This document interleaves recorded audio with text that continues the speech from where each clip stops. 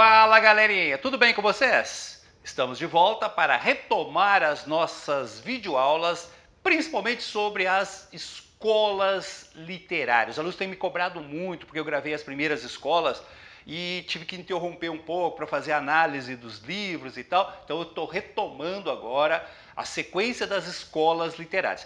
Aulas que servem aí tanto para os alunos que estão se preparando para o vestibular, quanto aqueles alunos que estão estudando, né, para as provas do ensino médio e tal, ok?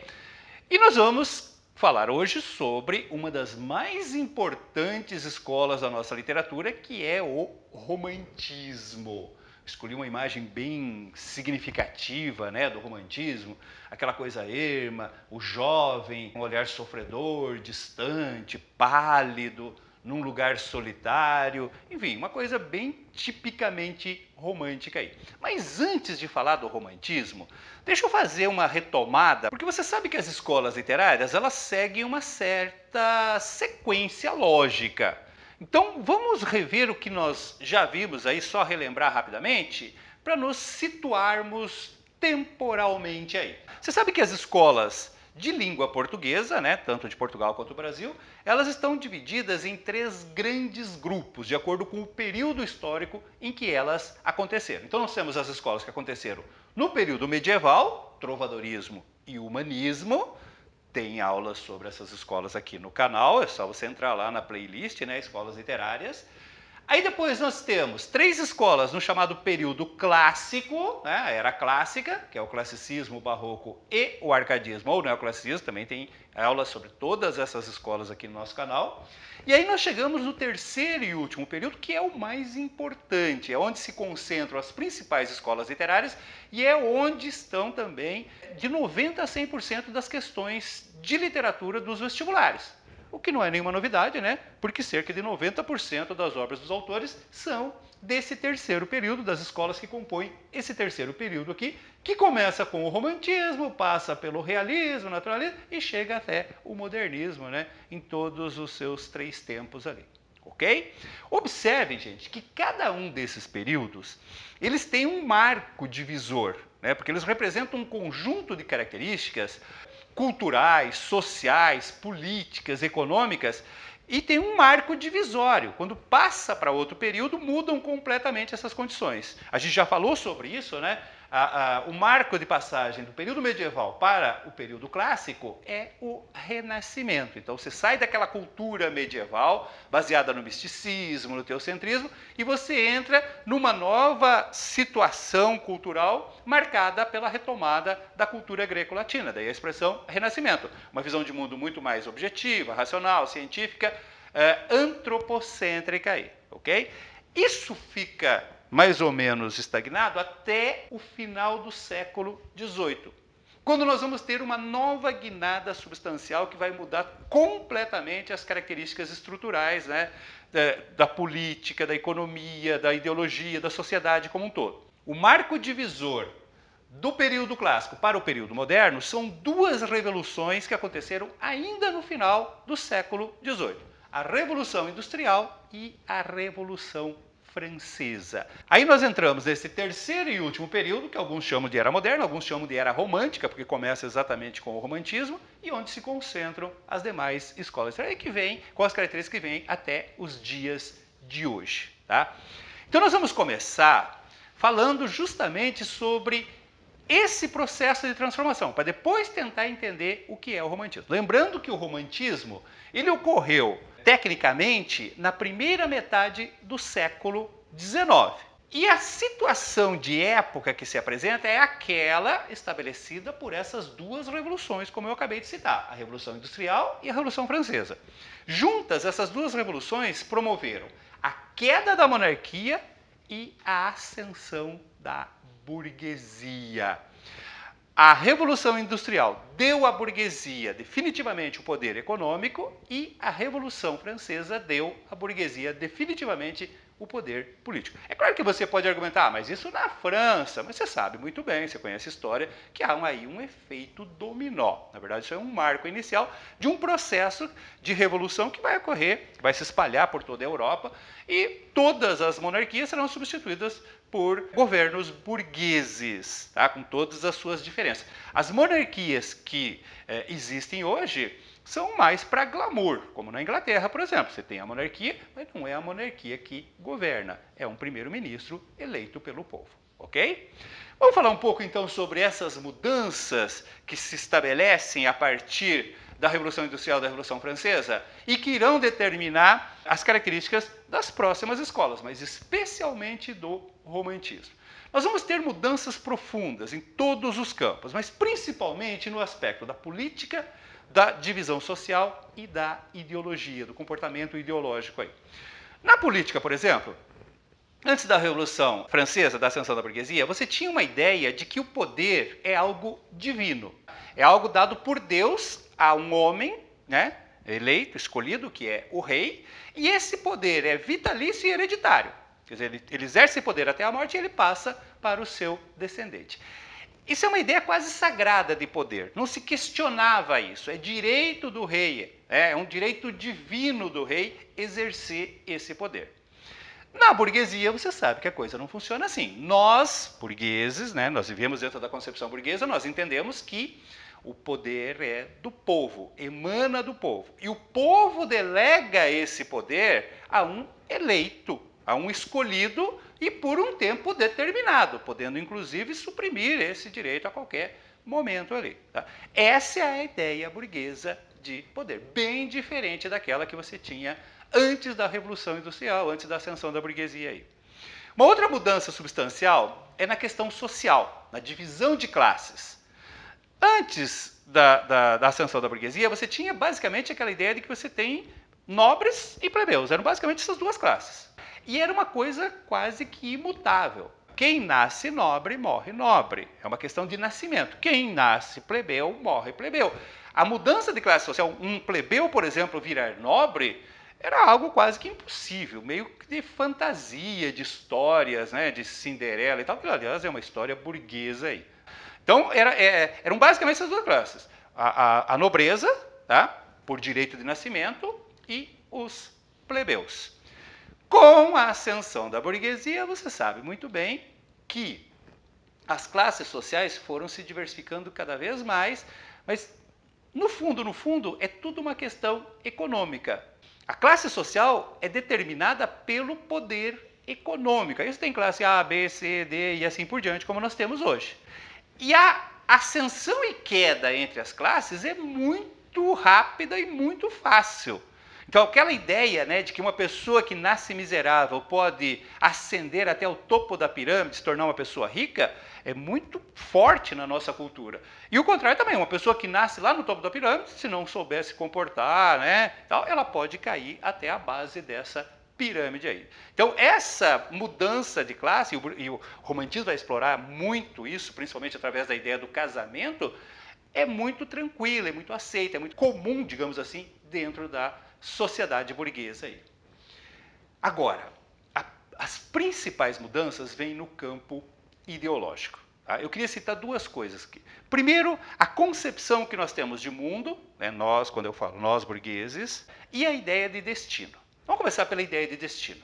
Na concepção clássica, existe aquela ideia de que o destino de cada pessoa já está pré-traçado e nada pode ser feito. Não há nada que possa mudar. Existem obras consagradas, né, da cultura clássica que defendem esse conceito. Édipo Rei é a principal delas. Não é dado ao homem escolher o seu destino e muito menos alterar esse destino. Então resta a ele cumprir esse destino e tentar ser feliz dentro desse destino que lhe foi dado. Isso é um conceito bem característico, né, do pensamento clássico aí. Agora eu pergunto para você. Você acredita que o seu destino está pronto, acabado e que você não possa mudá-lo? Mas você aceita que alguém diga como vai ser o seu destino? Determine qual vai ser o seu destino? Claro que não. Nós, na burguesia, temos essa ideia de que nós somos livres. Nós escolhemos o nosso destino. Não aceitamos as pessoas dizendo como que nós temos que ser, o que nós devemos fazer e tal. Nós escolhemos o nosso destino. Esse conceito, esse pensamento, né, essa ideia desse direito de escolha do destino, de fazer o seu próprio destino, é muito próprio da burguesia e muito explorado pelo romantismo. Nós vamos ver isso. Um outro conceito, um outro comportamento ideológico que eu queria chamar a atenção está em relação à nossa visão de mundo, do nosso comportamento social. A burguesia é extremamente egoísta, egocêntrica, individualista. Enquanto que na concepção clássica, no pensamento clássico, predominava a ideia do universal. Como fazer você entender isso na prática? Tem uma historinha que eu sempre conto para os meus alunos para facilitar isso. Vocês lembram da história da Inês de Castro, né? Aquela que depois de morta foi rainha, né? Contada lá nos Lusíadas. Se você não lembra, assista a aula sobre os Lusíadas, que tem essa historinha lá. A Inês de Castro era amante do príncipe Pedro, filho do rei Afonso IV, né? E, portanto, futuro rei de Portugal. O Pedro era casado, mas tinha a Inês como sua amante. E era uma paixão louca, ele viveu vários anos, né, com ela, teve 3 filhos com ela e tal. E a Inês era muito odiada pela corte. Ela tinha muito poder, né? Ela dominava o Pedro. Então ela era muito odiada. A corte portuguesa, a política portuguesa, não queria que a Inês chegasse à rainha. Enquanto que o Pedro estava casado, tudo bem, mas aí o Pedro ficou viúvo. E começou a ficar desenhado a ideia de que quando ele virasse rei, ele faria a Inês rainha de Portugal. E a corte achava isso uma tragédia, porque o Pedro passava a ideia de um rei fraco, de um rei dominado, não seria um bom rei para Portugal. Então começaram esses conselheiros, né, da corte portuguesa, começaram a pressionar o Afonso IV para que ele evitasse isso. E eles entendiam que a única maneira de evitar que a Inês virasse rainha, já que o Pedro era apaixonado por ela, era matando a Inês. Então o Afonso IV tinha que ordenar a morte da mulher, que era a grande paixão do seu filho e era a mãe dos seus netos. Ou seja, causando um grande sofrimento familiar. E o Afonso IV ordenou a morte da Inês, impedindo que ela chegasse à rainha em vida, porque depois de morta ela foi coroada rainha. Se você conhecer essa história, veja a videoaula sobre os Lusíadas. Quando eu peço para os meus alunos emitirem um julgamento sobre a atitude do Afonso IV, é unânime. Afonso IV foi um covarde. Onde já se viu, não teve coragem para lutar pela felicidade do filho, pela felicidade dos netos, da família, aceitou a pressão, né, da corte, ordenou a morte da Inês, causando o sofrimento do filho, dos netos. Um covarde. Saibam que Afonso IV passou para a história como um grande rei exatamente porque teve a coragem de sacrificar a felicidade do próprio filho, da própria família, em nome de um bem maior, de um bem universal, do bem da nação portuguesa como um todo.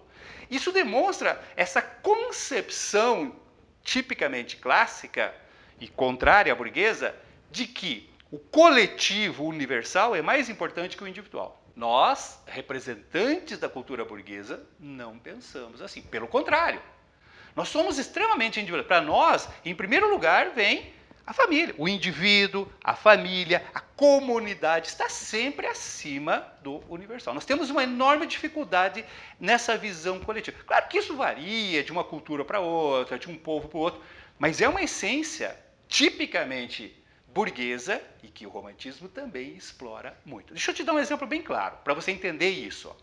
Vamos imaginar que você está passando na rua, alguém está saindo de uma padaria, acabou de comprar um sorvete, e aí ele descasca aquele sorvete e joga o papel no chão. Muito comum isso, né? Talvez você mesmo já tenha feito isso. Aí vamos supor que você chega para essa pessoa, com bastante cuidado, porque geralmente essas pessoas são meio ignorantes, e faz a seguinte pergunta para ele: ô amigo, posso fazer uma pergunta? Ele vai dizer, sim. Aí você pergunta o seguinte: escuta, você tem esse hábito na sua casa? Como assim na minha casa? Não, vamos supor que você estivesse na sala da sua casa, chupando um sorvete, você jogava o papel no chão? É lógico que ele vai dizer que não. Por que não? Ué, é a minha casa? Você está achando que eu estou louco? Eu vou sujar a minha casa? Sim, mas você acabou de sujar a rua. A rua não é minha. Eu pago imposto. O prefeito que mande limpar. Entendeu? É um exemplozinho simples, mas você pode estender isso para muita coisa, gente.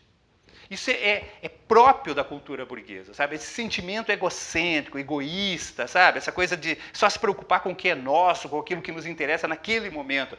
Essa concepção do todo, né? Do universal, do bem coletivo, é complicadíssima para nós.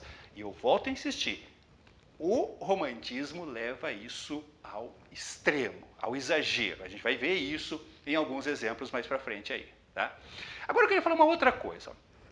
O romantismo é a primeira manifestação da burguesia no poder.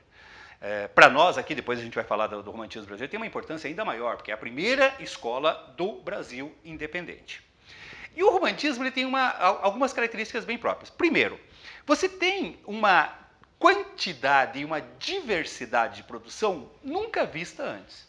Só para você ter uma ideia básica, se você juntar só as obras românticas, os autores românticos, você tem um número de obras e autores maior que todas as 5 escolas anteriores somadas. E num período de tempo menor, porque todas as escolas anteriores duravam pelo menos um século. Agora nós estamos falando de meio século, da primeira metade do século XIX. Então você tem, isso é uma característica, né, da literatura burguesa, da literatura mais moderna. Você tem uma produção maior, mais diversificada, num tempo menor. Tá? Essa diversidade, gente, digamos assim, é um fator que, por um lado, é positivo, mas por outro lado, traz também uma dificuldade. Não é tão simples identificar uma obra romântica como era simples identificar uma obra clássica, uma obra barroca, um poema trovadoresco e assim por diante. Tá? A diversidade aqui é muito grande. De gêneros, de temas, de assuntos. Você está vendo algumas obras que eu coloquei aqui, ó. Inclui aqui, por exemplo, Drácula. Drácula é uma obra romântica, o Conde Drácula é uma obra romântica, né? Robin Hood, do Alexandre Dumas. E falando das nossas obras portuguesas e brasileiras, né? Vamos pensar um pouquinho. Ó. Se você pega Iracema, da literatura romântica brasileira, e Memórias de um Sargento de Milícia, também da literatura romântica brasileira, 2 clássicos do romantismo brasileiro, produzidos praticamente na mesma época, no mesmo período. Quando você compara as duas, você encontra muito mais diversidade que semelhança. A primeira impressão é que são escolas diferentes, que pertencem a períodos diferentes, a escolas diferentes, a estilos de épocas diferentes. E, no entanto, ambos são românticos. Então, o que eu queria chamar a atenção de vocês é o seguinte. Ó. Nós temos 3 conceitos básicos que nos permitem identificar quando uma obra é romântica. Esses 3 conceitos não precisam estar necessariamente juntos na mesma obra. Tá? Você pode ter apenas 1, 2 e tal, mas pelo menos um deles tem que estar muito presente e muito claro numa obra para que eu possa classificá-la como romântica. E isso justifica por que obras aparentemente tão diversas quanto Iracema e Memórias de um Sargento de Milícias possam ser consideradas como obras românticas. Na próxima aula, para não ficar muito longa essas aulas, a gente vai dividir em várias. Na próxima aula eu vou mostrar para vocês como que aparecem esses 3 conceitos aqui. O individualismo, o nacionalismo e a liberdade. Os 3 conceitos básicos do pensamento romântico. Como que eles aparecem numa obra literária. Certinho? Então, na próxima aula a gente continua. E se você gostou desse vídeo, não deixe de compartilhar com seus amigos, marcar seus amigos, dar um likezinho e inscrever-se no canal para continuar recebendo as nossas videoaulas. Um abraço!